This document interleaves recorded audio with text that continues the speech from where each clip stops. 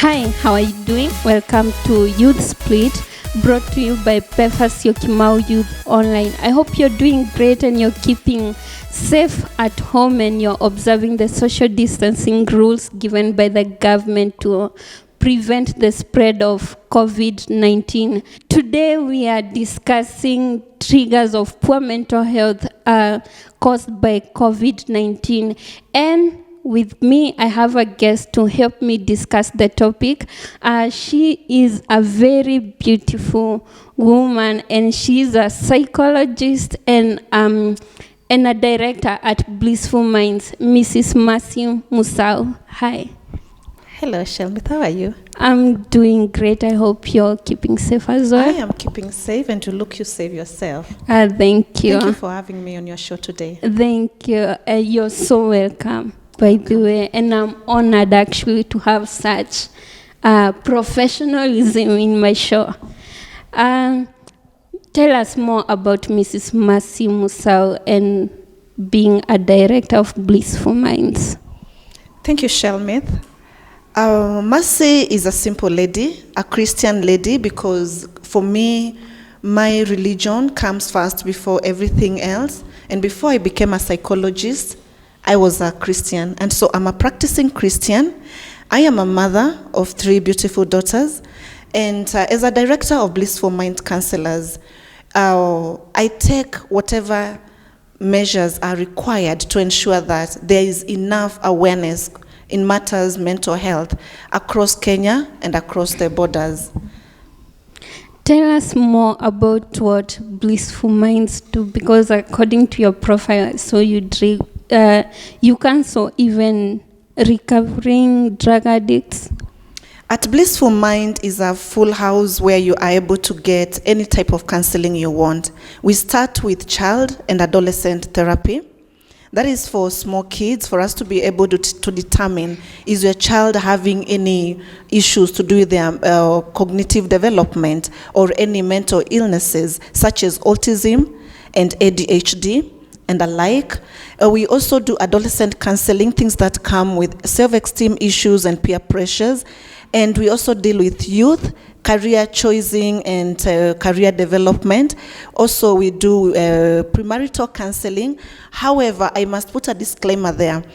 At Blissful Mind Counselors, we do not do premarital counseling when you are ready to have a wedding in 3 months' time. Why? Because I do not want to be the one to help you realize you're not compatible with the person that you're about to wed. And so I always advocate at Blissful Mind Counselors, you do your premarital counseling even before you meet somebody. And then we do family therapy, that is the whole family, husband, wife, rather in family we call it mother, father, and kids. And then there's now the marital counseling, where these 2 people are married and they're having own issues. We do that as well. Then we go ahead and we realize in a family setup, you will find there could be a member of the family who is abusing drugs, alcohol, and the likes. And so we also do alcoholic testing and alcoholic therapy. Yeah. I mean, among many, many other things. That's a lot. I couldn't keep up, but I think she's a plug, and we are going to leave her contacts in the description box. From our very first show, we realized that it can be a very difficult season for anyone who is battling mental illness, and that's why we decided to pick this topic. And our first topic of discussion is environmental triggers of poor mental health, where I, for example, read a post where someone said that they feel bad that they are going home to a place where one of the guardians or a sibling, they are toxic, but COVID-19 forced them to go to a place. I can only imagine the mental state of being forced to an area that you don't want to. Explain to us how it feels like to mentally, how it affects a person to go to a place that reminds you of pain. First and foremost, Shelmith, let's look at it this way. As human beings, Many a times we hurt each other. And so the first place every human being starts existing is in the home environment. Right. Family is the first social unit for every person. And so before this person leaves home, you can imagine from the time of birth to the time you finished your university, up to about 25 years or so, you are living with your parents, you are living with your siblings, you are living maybe with extended family members. You have an auntie, and God forbid who is a witch, you know? Yeah. And so you even know that this auntie of mine is the cause of me not doing very well in whatever I am doing. That may be a fact, that might also be an assumption you're making. However, home can be a place of peace, it can be a place of laughter, a place of joy. But unfortunately, to many other people, young and old, it can be a place of pain. This is the place where many people learned how to, or rather they experienced their first heartache.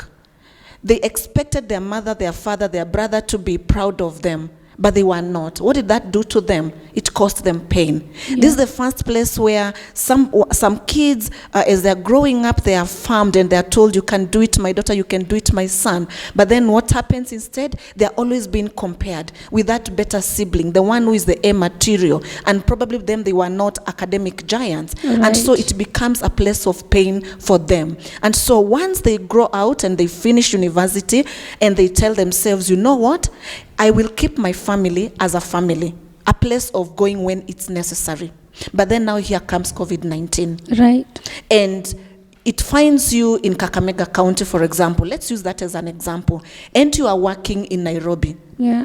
And you find that you cannot come back to Nairobi. So you are stuck with that family. The family that is the genesis of most of your emotional and psychological pain. Right. And so it becomes a trigger for this person to start operating on a lot of negative and strong negative emotions. And when I talk about emotions, what am I talking about? I'm talking of things like anger. I'm talking of sadness, deep sadness. I'm not just talking of a mere feeling of, I don't want to be here. And so that environment becomes a very good place for you to always wake up feeling sad. You don't want to be around these people. They're telling you, probably your mother or your grandmother or your big brother or your father is telling you, you see, yule kijana wa jirani amejenga nyumba. You've been in Nairobi, what have you done? So Right. you go back to the same environment of being compared, not only with your siblings, but also with your with the neighbors. And then you're told, now what happened? You finished university, you've not gotten married, you're 30. When am I going to carry my grandchildren? Yet staying in Nairobi and visiting your folks back in the countryside once in a while was for you like a breather. But now you don't have a breather. You are stuck in that family. Right. And so what I've realized during this time of COVID-19, a lot of panic attacks from people who are stuck in an environment they do not want to be in. Yeah. It is not just only those who are back in their village. What about married couples, young married couples? Yeah. You realize today what is happening. Everybody is busy. Both husband and wife, they are both very busy. And each one of them wakes up, they drive maybe different cars, and by 6 they have left the house because they have to be in their offices by 8 in the morning. And so how much interaction did they have? In the evening, the husband leaves work, he goes for evening classes to do his masters. The wife comes home taking care of the babies, and vice versa, because we're also having mothers who are enrolling for evening classes. And so the amount of time they're spending together is very limited. But now come COVID-19. Yeah. And you are working from home on your laptop. 24/7. 24/7. You are stuck with this one person whom you really do not like very much as it is now, because you've had differences that you've been tucking and sweeping under the carpet. And now those issues, they come back to service because you are waking up and you are finding that person there. You as a wife, you are used to serving 2 kids. But now what is happening? You have another person to serve, a grown-up person to serve. Whom you despise somehow. Whom you despise because you have issues you've not brought to mercy to solve. You've had serious marital issues. Right. And then your nanny says she wants to go. Yeah. and you are used to doing your nails, your nice manicure, but now you have to do all the house chores. No, it's anger on top of anger and then frustration. sadness, frustration. Yeah. You know. And then there's also disgust as a very bad emotion. Right. Because you're so disgusted in staying home with this one person whom you aren't staying with. And so environment has become a very huge trigger during COVID-19 season for poor mental health, anxiety, depression. And it's going all the way to the point of homicide and suicide. People are like, I can't take it anymore. Right. It's either I leave this village or they just bury me. And so people are committing suicide. People are killing each other. And especially in marriages. So it's a very bad trigger. Yeah. So how do you go about these emotions of anger where you're disgusted with this person, you despise them? How do you overcome that? Because I think at the end of the day, your life is more important than anything that is going on around you.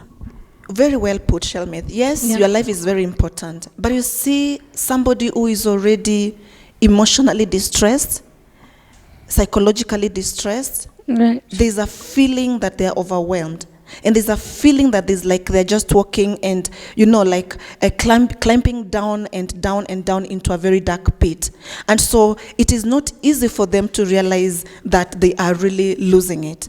However, it is the time, and I'm grateful because we are doing this show as youths, is the high time we become like what the Bible says, the Holy Book. What does it say? Be a brother's keeper, be a sister's keeper. This is the time, because when somebody is depressed, they hardly realize that they're depressed. All they know is they're feeling sad. They will just tell you, I'm feeling stressed. They tell you, I can't do it anymore. So number one, you as the person who is watching from the side, do not say they are looking sad. Get them help. Give them my number. Let them call. It's not a matter of whether they can afford the services or not, because like you said, this life is more precious than the consultation fee you are going to pay me. That's true. Isn't it? And even when the consultation fee is not available, let's get this person getting help. That is number one. Make that initiative to get that person help. Number two, you are the one in this environment and you are feeling very sad, and you are feeling very anxious, and you're feeling disgusted, and you are feeling very anchored by the whole situation. You've got to remember, number one, that this is not just happening to you. This is happening to all of us. You do not get so anchored with the government because they've locked you down. It is not you. You've got to rationalize the whole issue and say, it is not me as Shelmith. This is being done for everybody. It's affecting everybody. And so that will help you to calm down and to bring down your anger and find some peace from that point of anger, knowing that this is happening to everybody else. What about feeling disgusted with the person you are living with? How do you look at them? How do I decide to look at them and just throw away maybe the baggage that I'm carrying against them? Unfortunately, with emotional and psychological baggages, these are not things that you can just throw away. Because this is not like a mud that you've gone to the garden and you've carried some mud and then or some dirt and you can wash it out. This is something that remains in your memory. That feeling, that thought, negative thought that comes with the psychological distress, it remains in your mind. So the best thing how to do away with it is get help. Get talking to a counselor, get talking to a psychologist, get talking to even a friend. Say what you are feeling. And the best of it all, can you try and approach that person who you are living with? Can you try and tell them, let's talk about this? Instead of just looking at each other and piling up, issue after issue, negative emotion after negative emotion, anger after anger, just talk it out. And if you cannot be able to reason, or you cannot have a productive discussion or conversation between the two of you, always look for somebody. I'm just a phone call away. Okay? Yes. And can you write what you're feeling down? Yes. It is important. Another way that you can deal with this as you're seeking professional help, it is journaling. You can start doing your daily journal where you just dear diary, today I'm feeling like this. No grammar, no full stops. If your English disappears, write in Kikuyu, write in Kikamba, write in Kimasai, whatever comes to your mind. Just pour your thoughts and your emotions onto a piece of paper. Do not burn. I always tell, I know some psychologists will advise burn the paper. That is for issues of disclosure. But for you to be able to understand, am I growing? Am I getting better? Am I feeling better? Am I able to monitor my own progress in terms of emotional and psychological distress? Then you are able to read after 1 week, after 1 month, and you say, wow, we are in mid-June. I can't believe this is what I was going through in May. I can't believe the amount of panic attacks I had when COVID was announced in Kenya. And so it helps you keep the track of how well you are doing emotionally and psychologically. And number 3, you pray. You pray.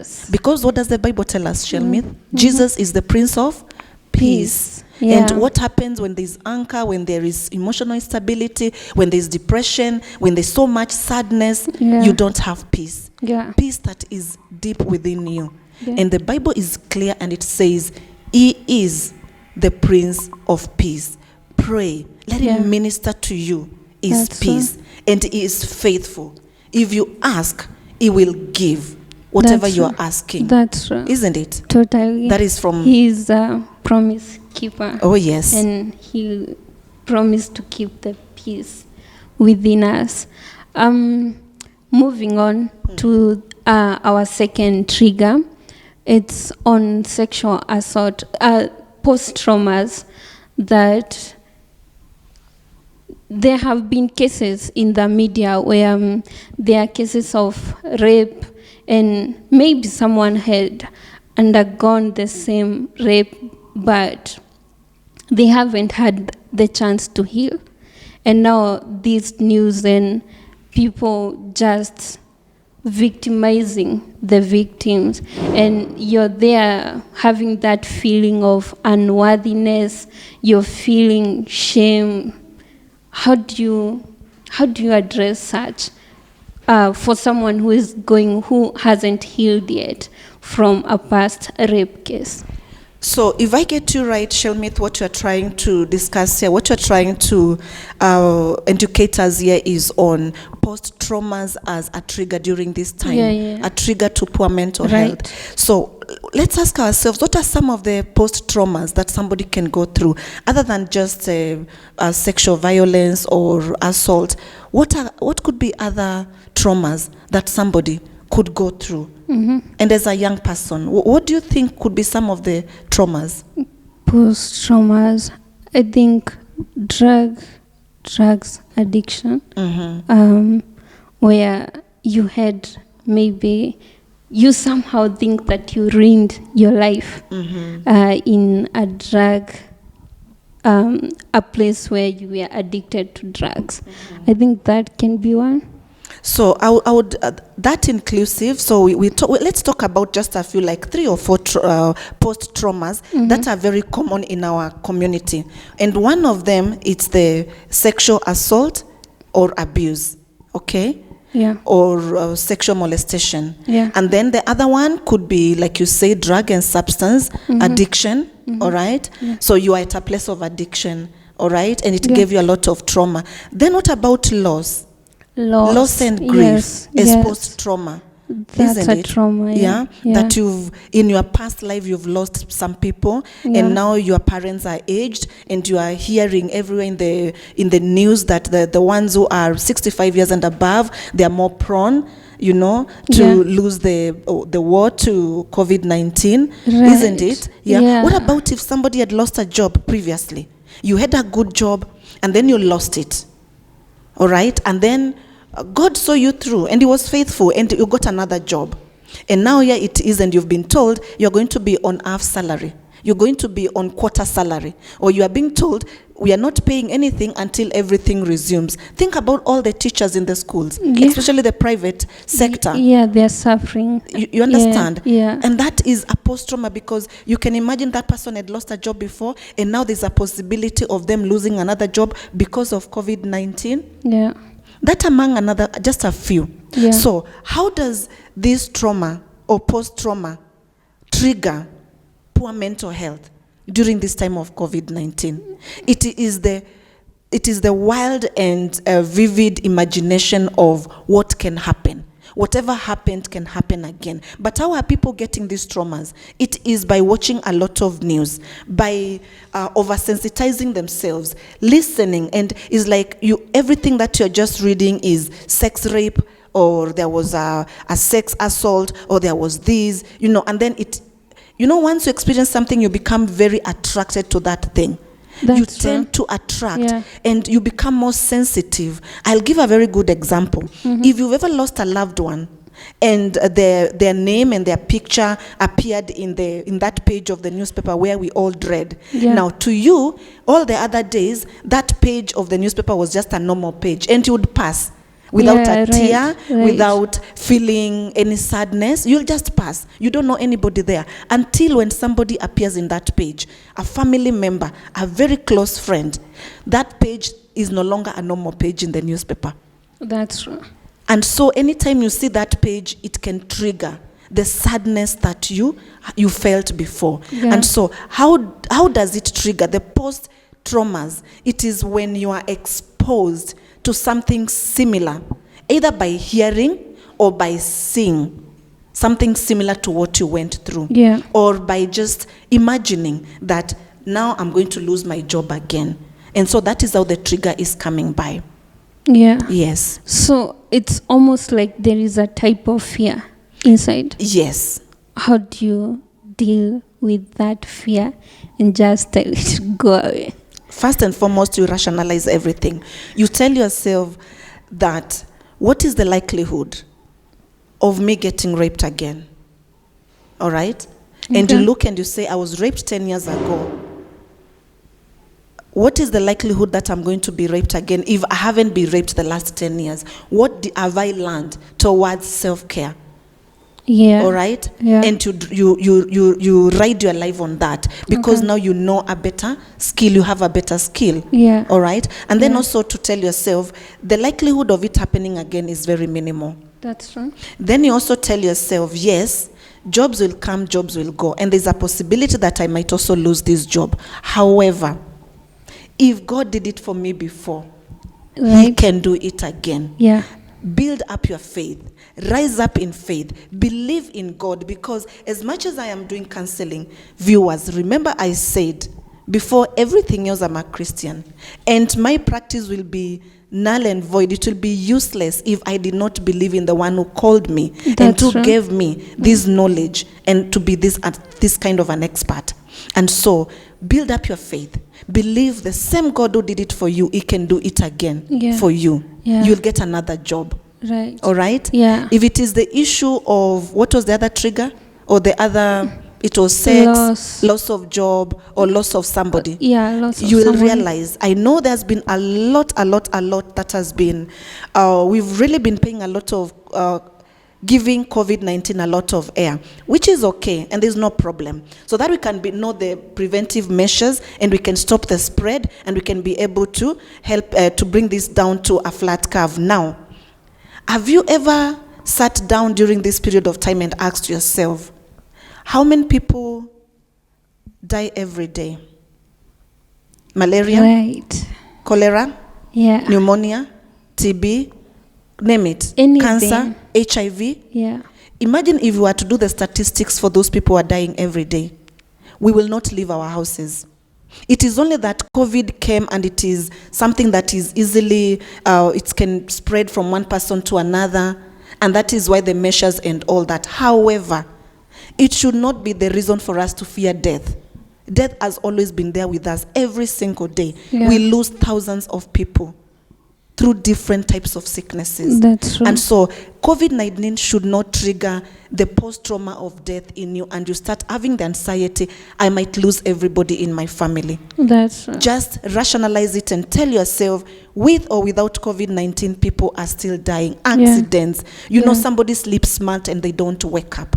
It's just a matter of rationalizing everything and telling yourself, minus COVID, people were dying. When COVID will go with the wind the way it came, people will still die. And so eventually, I will still lose a loved one, because that is the way. All of us at one time or the other. Only that it is hidden. to us. Yeah. And it's a beautiful thing that God did to hide. It is mystery, the mystery of death. Yeah. Because if we all knew, you can imagine the chaos. Everybody running. If you knew you are going to drown, will you even take a shower? No, never. If you knew you are going to burn to death, will you even light that matchbox to cook your breakfast? No. So let us not be over anxious because of death. Yeah. Yes, you've lost somebody before. It was not because of COVID-19. Yeah. And remember, it shall be well at the end of the day. Yeah. Yes. So I think that sort of, we are the ones most of the time who feed our fear, given that if you're there for 1 p.m. update, 7, you're there at 9, you're still getting all those updates. Well, you just need that once precautions, what I'm supposed to do, and that's just it. Don't feed your fear, like you clearly said. Yeah, don't feed it. Don't feed your fear. Our last segment of the triggers is loneliness. You'll find that some people, yes, they were living alone during this time, but before COVID, but now they are living alone, but now literally alone. Now that you can't interact with your friends anymore, you can't go hang out, you can't go eat. Some people, I have a friend who can save to go get a good meal. And now you can't do that anymore. You're just at home. And if you had eating disorders issues and you are trying to stop, they are coming back. If you're trying to stop, you're recovering a drug addict. I watched a clip where someone said that they were just out of rehab 2 days ago. Then the government declared lockdown. You can't interact with a support group. How do you go about that? Wow, very interesting. Very interesting. Yeah. And I can imagine as a youth, this one is hitting harder It than is. majority of the rest of the population, isn't it? Yeah. And because we've seen now the married people are having their share of the cake. Now, I would rather call it the amplifying of our situation. Yeah. COVID-19 has come to amplify. It has come to just magnify. It has come to make it real. It has come to open our eyes. It has come to tell us, hey, chick, you're single. And you're not just single, you are very single. Why? Because you've been dating, or rather seeing somebody and having coffee dates. And unfortunately, and this one I must say, why I feel for our youth today. And I would really love to support you in whichever way. And one of the ways, let me jump the gun for a minute. Youth, wherever you are seated, please in the future, if I call for a workshop or a conference, for us to learn how to date, for us to learn how to socialize, please come. It disturbs me every time I go to Java. I love their coffee. And then I'm seated there, and there are 2 young people, and I can tell this is a boy and a girl. Maybe in the university, or they just started working. And they're seated there and buying expensive piece of cake and expensive tea and a huge samosa. You know, some Java samosas are very big. So now, they're seated across each other. But what are they doing? Each one of them. And I hear, sometimes I eardrop. What are you having, babe? And they're not even looking at each other. Oh, whatever you're having, babe. And I look at them, and they finish. And then they are even showing each other jokes on what do you call it, WhatsApp and Instagram and all that. They are sharing photos of themselves, like, see this photo? What's the caption? I mean, why should I show you my photo and I'm seated? I'm the real thing. Why do you want to see an image and I'm here, I am with you? Yeah. But now, you've been dating in a lonely way. Now COVID-19 has come to tell you, you are now actually lonely. Yeah. And you stick at home and you are alone. But then what I'm not getting is, why are you feeling the loneliness? Because people have been dating and marrying and proposing and planning wedding, and they meet on the wedding day on Facebook and all those other social medias. Maybe it is time for us to wake up and ask ourselves, and especially you Christian youth boy and girl. Yeah. It's a time you ask yourself, am I doing it right? Because you can still do it the same way you've been doing. Yes, Are we supposed to date and have relationships via social media? Yeah. Okay? Yeah. Because if you really had somebody out there who loves you, someone who you are in a stable relationship with, no matter how the physical distance, the emotional connection is still there. Yeah, the it's still spiritual there. connection is still there. The psychological connection is still there. You will not feel as lonely. But you are feeling more lonely right now because you never connected in the first place. So you were still lonely. You even are still before. lonely. It is just being amplified how lonely. You are just being told how lonely you have been. Yeah. You are now actually feeling it. And so basically, I think the most youth, they've been lying to themselves. Yeah. But the real truth is they've been lonely for a very long time. Yeah.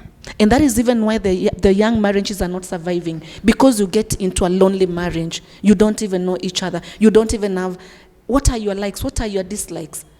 Together. Yeah. You know, in a relationship. However, there is that bit where there is the genuine loneliness. Because maybe you are on your journey of looking and trying to identify somebody. And where do you meet as Christians? Yeah, where are you expecting to meet? Not in a disco, right? In church? Yeah, there is no in church. So you cannot meet that other handsome young man who plays the guitar or who plays the drums or who, you know, in church, or who sits next to you. Right. So that, it is just a matter of saying you are not able to connect with the people how you are connecting with them.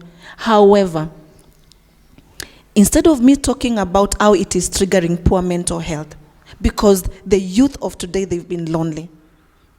They've not been relating in the right way. Their communication is wanting. Their social skills are wanting. They no longer understand what dating is all about, or courtship. When someone takes you for coffee, what are you going there to do? You should do purposeful dates, not just plain dates of like, yeah, we went out. What was the purpose? What was the agenda? What was the goal of that date? It is no longer there. Yeah. And so I would rather talk about why you're feeling more lonely. Right. It is because you've been living a lie, that you have somebody in your life, but the reality is you don't have that person in your life. Yeah. It is because you had minimized the impact of being with this person and learning them physically. You are learning this person through your social media. So you are not connecting with the real person. Right. And so you go back and you find that there is something that is missing other than just the chatting and all that. Now, for someone to go back to addiction because of the lockdown, because they are feeling lonely, it is not an issue of the lockdown, it's not an issue of the loneliness, it is the issue of how strong psychosocial skills this person possesses. How well do you know how to solve your problems? How well do you know how to deal with circumstances as they are coming?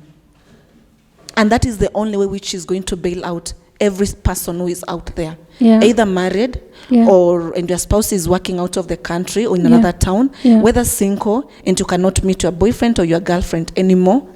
It is learning how to solve your problems and don't sweep them under the carpet. And most important, learn better social skills. Right. Yes. So it's something that someone can develop. It is something you can develop and you can learn. Yeah. Yes. Okay. How do you see the good in all that is happening? Despite of my mental state, how do I look at my situation and see, I think there is still a tomorrow for me? How do I see the good and decide I'll fight on? This is the time for everybody to introspect, young and old, everyone to introspect, to sit down and look at their lives, reflect on who they are. Imagine you are working from home, so you can afford 5 minutes in every 1 hour to just sit down and ask yourself. It is also time for you to know what matters most in your life.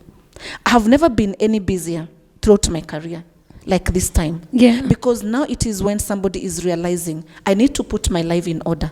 And the good I see during this period is, we've been given a second chance as human beings to think of what matters in our lives. It's not the amount of money we are making. I've not heard of someone who has died because they're no longer going to work. That's true. They're working from home. So it's not sticking to the traffic jam. Yeah. It is not just, eating out. I have not seen anybody who has lost weight. If anything, people are gaining weight because they're at home and they're eating. So the good of this particular period is you got time to really look into your life and see what needs to be fixed. Yeah. It is time that if you used to pray, if you used to depend on the praise and worship for you to pray, now you know the truth. You know you are not a good worshiper. Right. If you could not be able to read and do your own university assignments on your own without being given the takeaway assignments, you couldn't just pick your books and read. This is the time that you know for sure, I don't love my books. This is time of reality and truth. And each one of us must try as hard as possible to try and search that truth. Who am I? This is a time when people are saying, now I know I'm not a marriage material. I'm not a wife material. I'm not a husband material. This is the time when people are now realizing that. Why? Because they've been called to full-time duty of being a husband. Other people are saying, I don't think I was meant to have kids. Because now they are realizing, actually I don't know how to take care of kids. My nannies and the house helps are the ones who have been doing the job for me. So it is a good time of every one of us learning and realizing who they are and accepting. And if along the way you find something which you do not like, if you find one shade of gray which you do not like in you, call me. Right. Let's sort it out. You have all the time in the world to solve all your issues. And it was easier. I've had very many of my patients coming and saying, at least now, I can come and see you. Because how do you tell your boss you're going to see a therapist? But if you tell your boss you're going to see a doctor because you have a diarrhea, they'll give you permission. Right. But who will, I'm going to see a counselor. But now you can do it at the comfort of your time. So that is the good. We've been given time to reflect and rebuild ourselves again. Right. Yes. There you have it, guys. There is good in every situation. Thank you, Mrs. Mercy. We have come to the end of our show today. And before that, Mrs. Mercy, your final words. Thank you, and thank you for the wonderful show, Shelmith. I would like to end this show by saying that we at Blissful Mind care. And no matter the situation, we would not want to see anyone suffer in silence, man or woman. And I'll quote one thing that one of my counselors wrote on our Instagram page, which is Blissful Minds. You can go and like the page and follow. And she said, mental illnesses respect no gender, no social class, no political class, no skin color, no age. We are all vulnerable. Most men have been sitting and suffering in silence. It's the time to come out. In our society, our men are supposed to be the backbone of our economy. As much as we know, women have been given the chance and the opportunity. However, where can we be without our men? I believe as much as you try to accumulate all your wealth and you try to do whatever it is that you're trying to do as a man, you must remember, you out there, we love you. And you need to understand that your mind is your wealth. Reach me at any time, 24 hours. We do not close our offices. We are on Kilimani, Kirichwa Road. Book an appointment and state your case. And we'll take the journey together, step by step. Thank you so much. Thank you so much for honoring our invite today and giving us the chance to hear from a profession, a psychologist, and it's a great honor to have you in our show, Youth Split, and at Befa Syokimau Youth Online. Thank you for watching this show. Make sure you subscribe, like, and share. And also follow us on our social media platforms. We are on Twitter, Instagram, and Facebook at Befa Syokimau Youth. Till next week. Bye.